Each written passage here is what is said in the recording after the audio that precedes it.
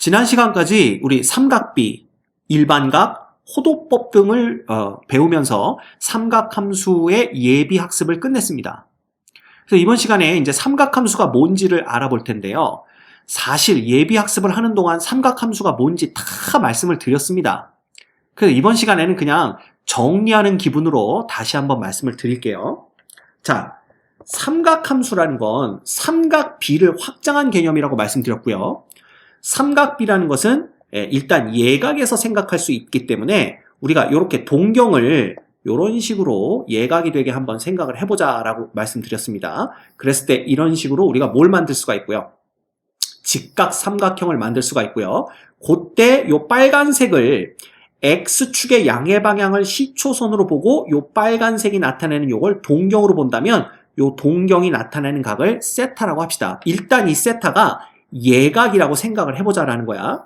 그리고 이 반지름을 1로 보고 요 점 있죠? 요 동경과 누가 만나는 원주가 만나는 요 점의 좌표를 x, y라고 했을 때 그지? 우리가 뭐라고 정의한다고 그랬어? 삼각비 사인 세타는 y, 코사인 세타는 x, 그 다음에 탄젠트 세타는 얼마? x분의 y로 정의한다라고 말씀드렸습니다.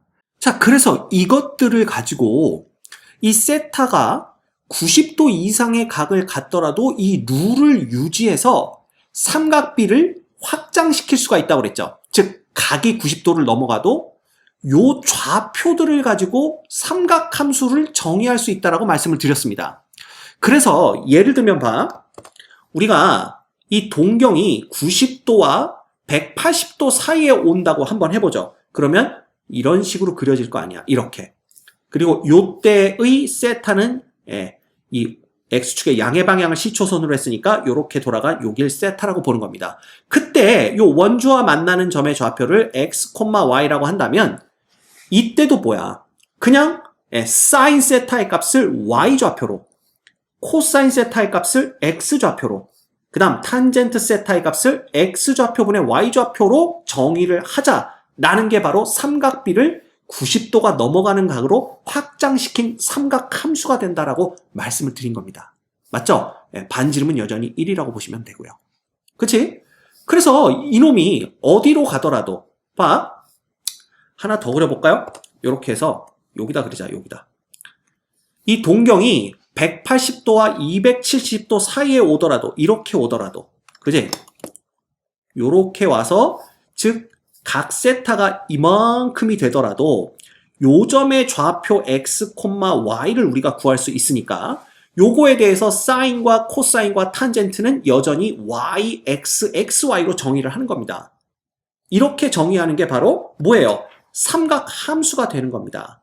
마찬가지죠? 동경이 270도와 360도 사이에 오더라도 예를 들어 이렇게 오더라도 그치? 그때는 세타가 이걸 세타로 보시면 되겠죠. 그렇더라도 요 점의 좌표 x, y를 우리가 구할 수가 있을 거고 그때 사인은 y, 코사인은 x, 탄젠트는 x분의 y 이렇게 되는 겁니다. 이렇게 되면 이 세타가 어떤 값을 갖더라도 즉 각의 크기가 어떻게 주어지더라도 우리는 사인 값, 코사인 값, 탄젠트 값을 알아낼 수 있게 되는 겁니다. 그래서 이 임의의 각 세타에 대해서 삼각 함수의 값을 구해낼 수가 있게 되는 거지. 이해가 됩니까? 네. 그러면 우리가 보자. 이 세타가 90도가 되면 어떻게 될까? 즉 2분의 파이가 되면 어떻게 될까라는 거예요. 2분의 파이가 됐다라는 건 결국 요 점이 y축 위, 요 점 위에 놓이게 된다라는 걸 의미하고요. 이 점에서 y 값은 1이 되고 x 값은 0이 되기 때문에 사인과 코사인은 1과 0이 됩니다. 문제는 탄젠트일 때 발생을 하게 되죠. 왜? 분모가 0이 돼버리니까 이 값은 정의가 안 됩니다. 자, 다만 우리는 어떤 식으로 예상해 볼 수는 있냐 하면 이 세타가 2분의 파이보다 작은 쪽에서 2분의 파이로 다가가. 그쵸? 결국은 여기서 이쪽 방향으로 이렇게 다가간다고 예상했을 때 결국 탄젠트의 값은 이거잖아. 리미트 x가 잠깐만 이렇게 볼까요? 세타가 2분의 파이보다는 작은 쪽에서 2분의 파이로 다가간다고 한다면 이때 탄젠트 세타라는 놈은 어떻게 볼 수가 있냐 하면 x라는 놈은 양수지만 0으로 다가가고요. y라는 놈은 1로 다가가기 때문에 결국은 0분의 1꼴이 됩니다. 즉 얘는 플러스 무한대로 발산하는 걸 우리가 볼 수가 있죠. 그래서 이런 경우에는 극한의 개념을 도입을 해서 이렇게 플러스 무한대로 발산하게 된다라는 걸 알 수가 있습니다. 그러니까 얘는 이제 나중에 우리가 탄젠트라는 함수의 그래프를 그릴 때 이런 식으로 적용을 할 수가 있겠죠. 그래서 그냥 지금은요, 탄젠트가 2분의 파이가 어디로 갈 때 탄젠트가 어디로 가냐 이런 거 생각하지 마시고 탄젠트 값은 2분의 파이에서 정의되지 않는구나 이것만 아시면 돼요. 그쵸? 그러면 파이에 대해서는 어떻게 될까? 그럼 파이라는 것은 결국 요 점이 여기에 왔다는 얘기고요. 이렇게 되면 y좌표가 0이니까 사인의 값은 0, 코사인의 값은 마이너스 1이 됩니다. 그치?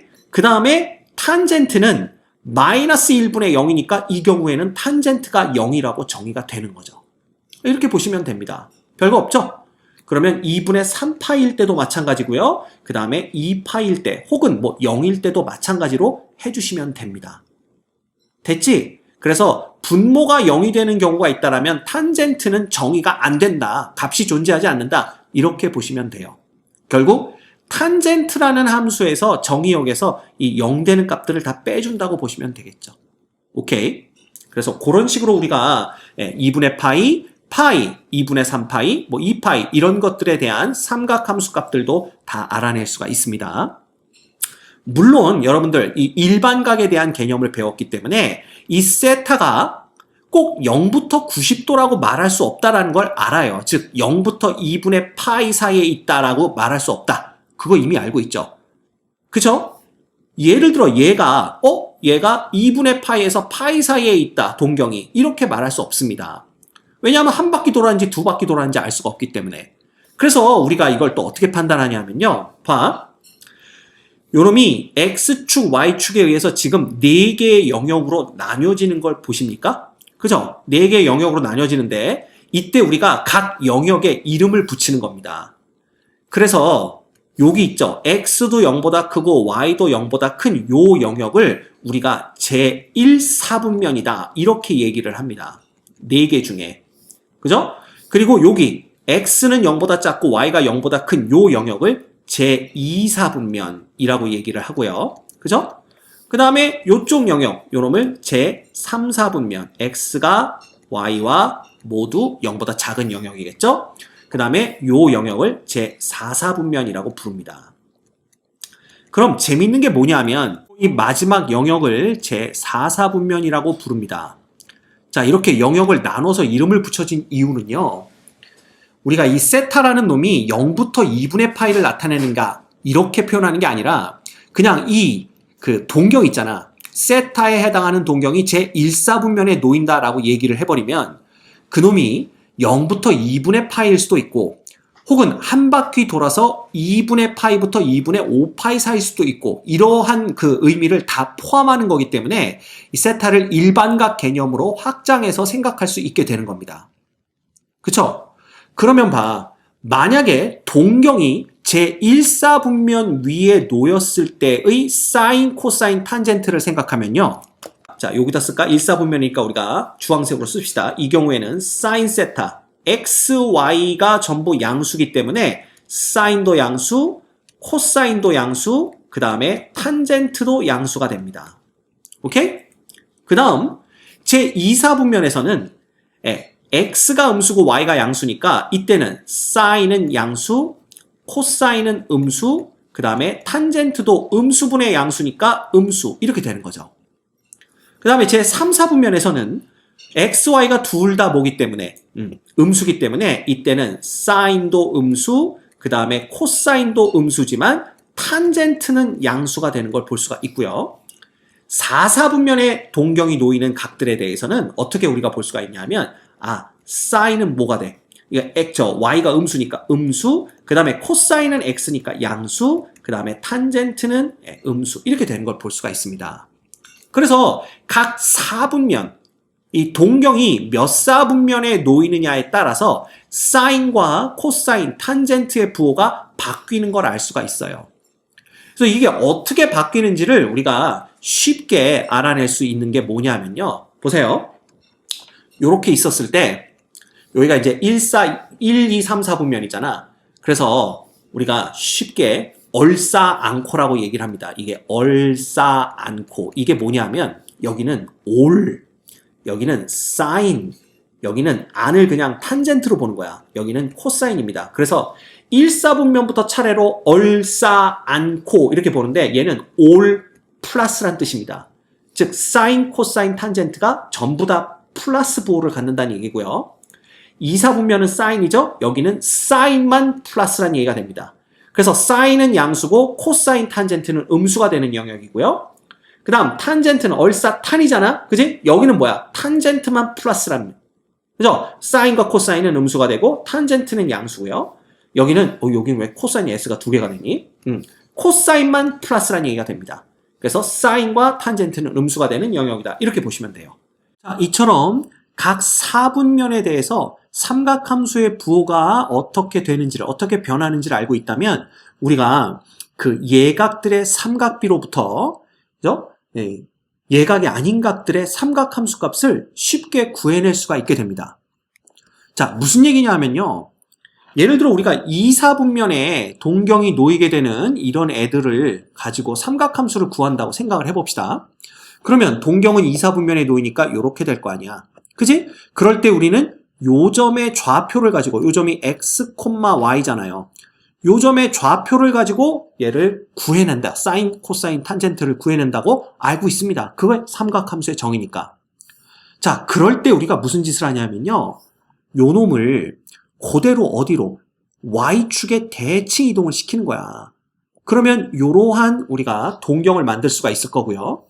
여기가 x, y라면 여기는 뭐가 되는 겁니까? 바로 마이너스 x, 뭐가 되는 거야? y. 이렇게 됩니다.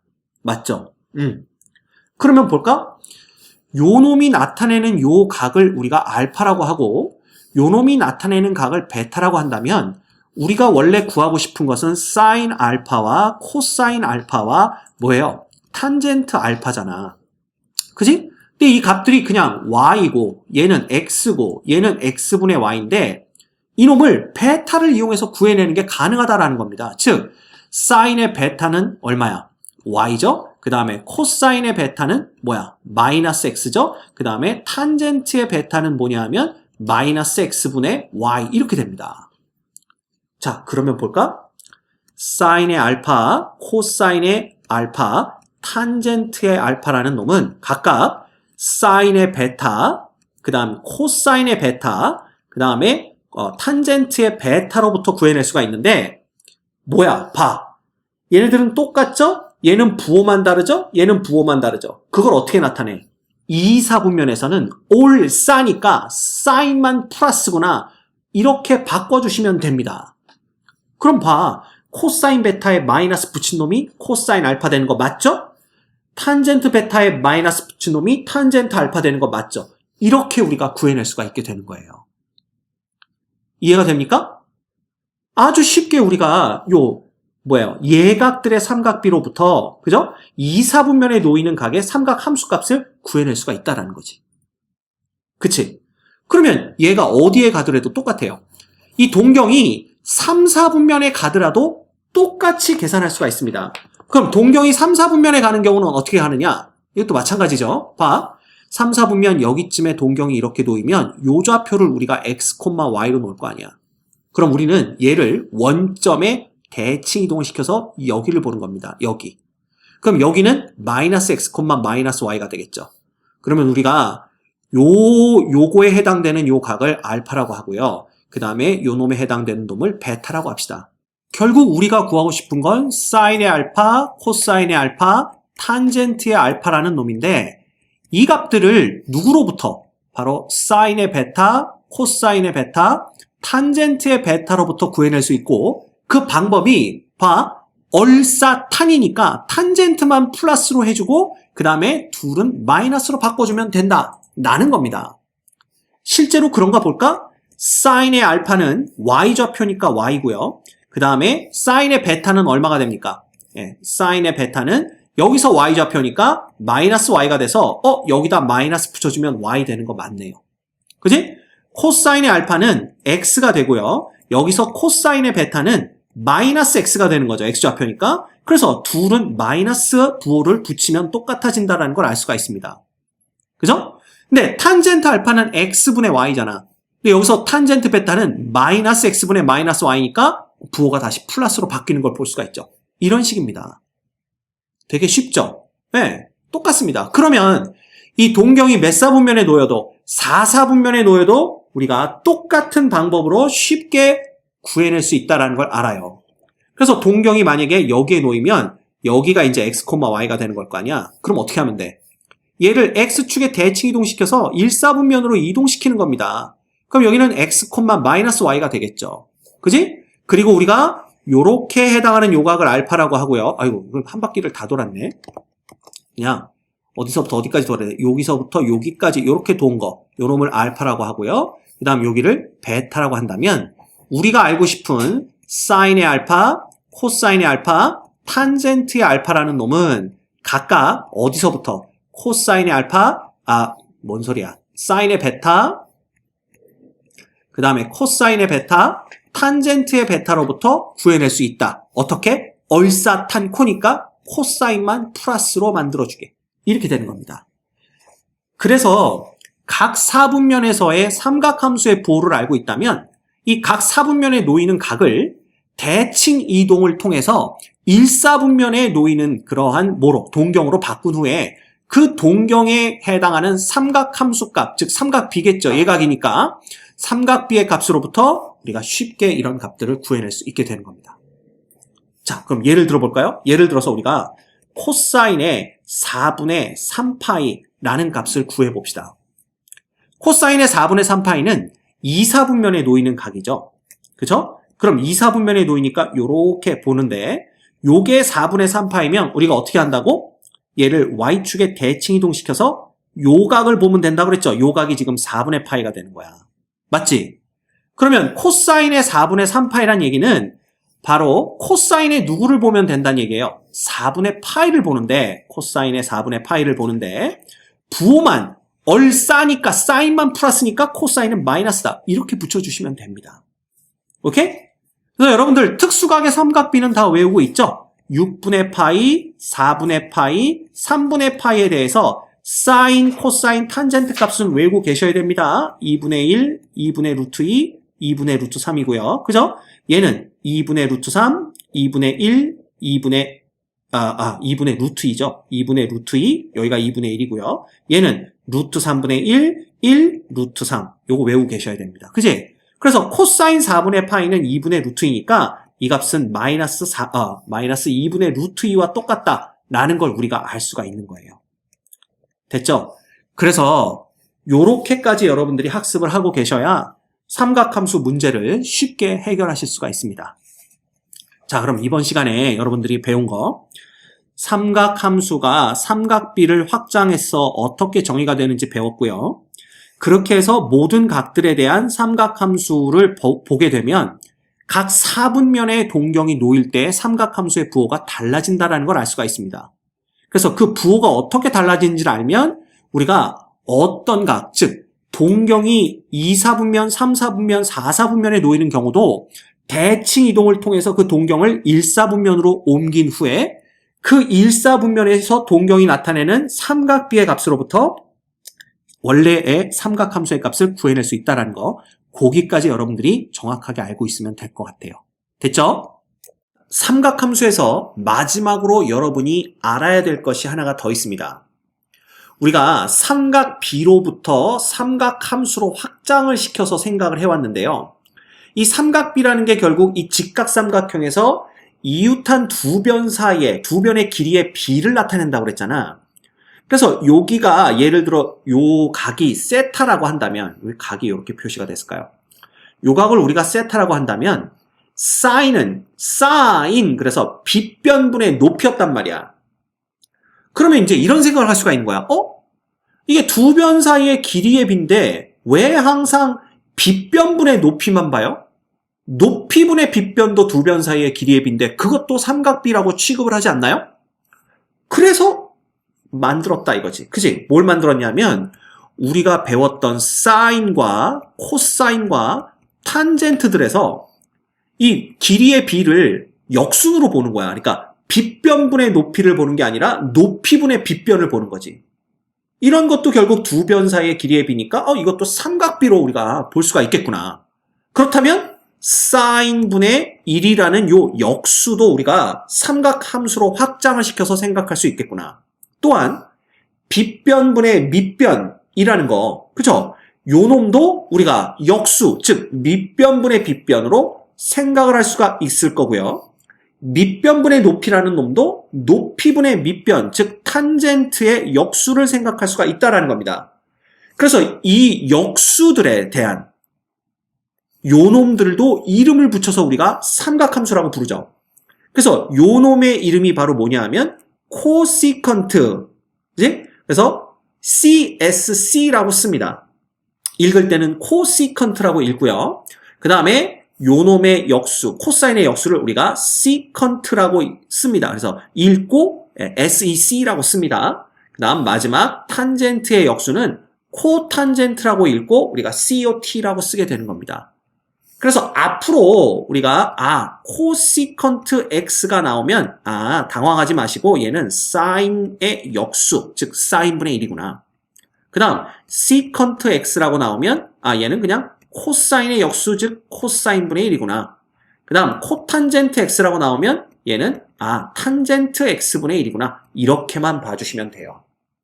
그럼 이미 우리가 사인이 뭔지 코사인이 뭔지 탄젠트가 뭔지를 다 알고 있기 때문에 단순히 그 역수를 이용해서 코시컨트, 시컨트, 코탄젠트를 이해하시면 됩니다. 물론 사인 X가 0이 되는 X 값에서는요. 코시컨트 X는 존재하지 않겠죠. 정의되지 않습니다. 마찬가지 코사인 X가 0이 되거나 혹은 탄젠트 X가 0이 되면 각각에 대해서 시컨트 X, 코탄젠트 X는 정의되지 않는다라는 정도만 알고 계시면 될 것 같아요. 그래서 삼각함수다 그러면 사인, 코사인, 탄젠트와 더불어 코시컨트, 시컨트, 코탄젠트까지를 말한다. 이렇게 알고 계시면 됩니다.